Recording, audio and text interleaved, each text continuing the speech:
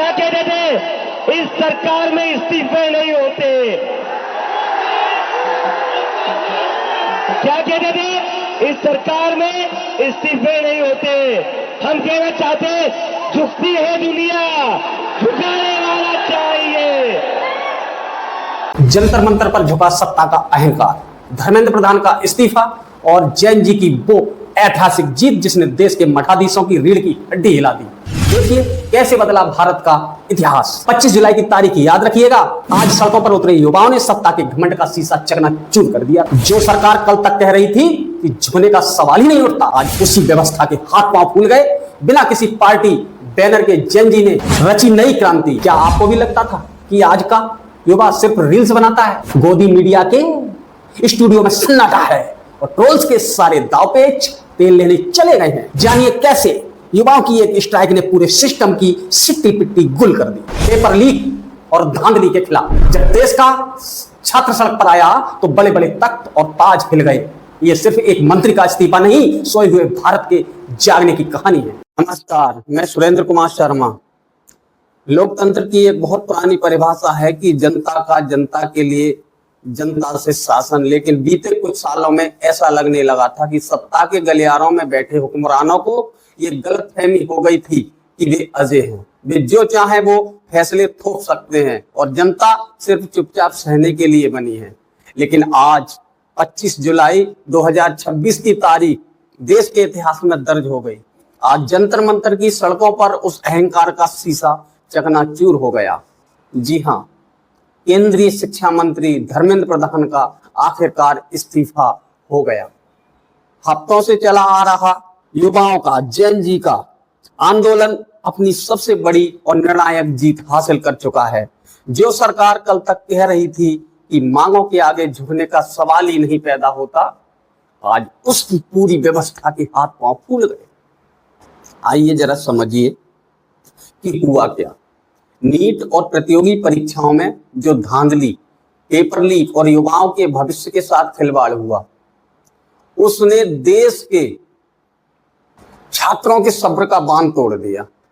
बिना किसी राजनीतिक पार्टी के बैनर के, बिना किसी विपक्षी बैसाखी के, बिना सिर्फ देश के युवाओं, कॉकरोच जनता पार्टी सीजेपी के आंदोलन और सोनम वांगचुक जैसे विचारकों की दृढ़ता ने सरकार को घुटनों पर ला दिया। सत्ता में बैठे लोगों को लगता था कि सोशल मीडिया की ये जैन जी सिर्फ रील बनाने वाली पीढ़ी है, इन्हें सड़कों पर लाठी खाना और हक मांगना नहीं आता। लेकिन जब इस देश के नौजवानों ने जंतर मंतर को अपना घर बना लिया, जब सड़कों पर लाखों की भीड़ उतरी, तो सत्ता के मठाधीशों की रीढ़ की हड्डी हिल गई। यही कहें कि आज वो हड्डी टूट गई। धर्मेंद्र प्रधान को अपना पद छोड़ना पड़ा। इसे कहते हैं लोकतंत्र में जनता की अदालत का फैसला।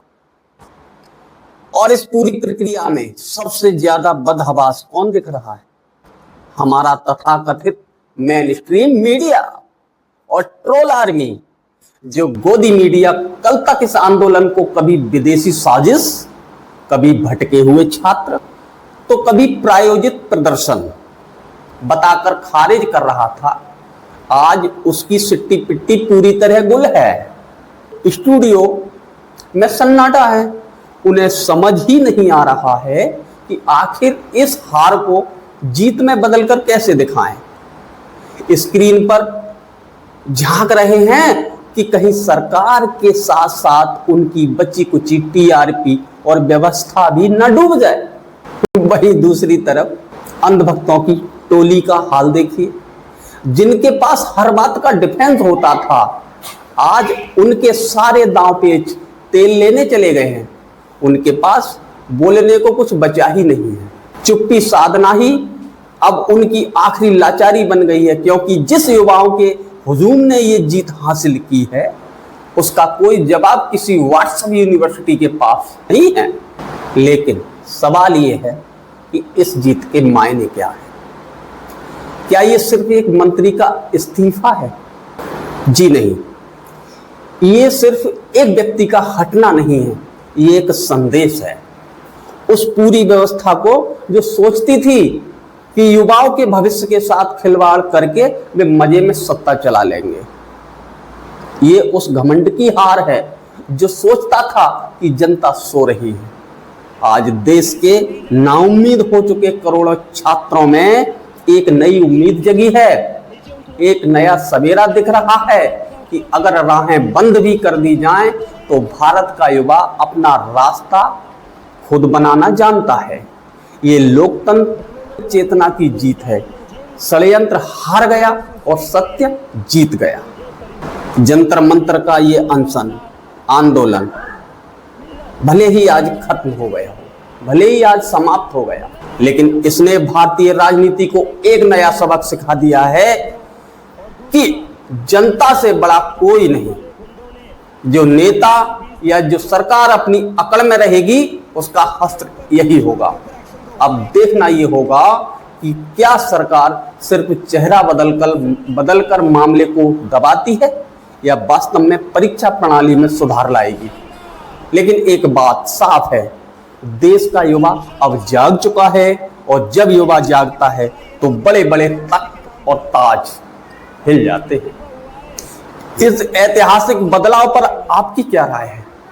कमेंट सेक्शन में अपनी बात जरूर रखें और अगर आप भी मानते हैं कि ये युवाओं की जीत है तो इस वीडियो को शेयर करना न भूलें। जय हिंद, जय भारत, वंदे मातरम। मैं हूं सुरेंद्र शर्मा। मिलते हैं अगली जमीनी रिपोर्ट में, तब तक देखते रहिए गली की आवाज। नमस्कार।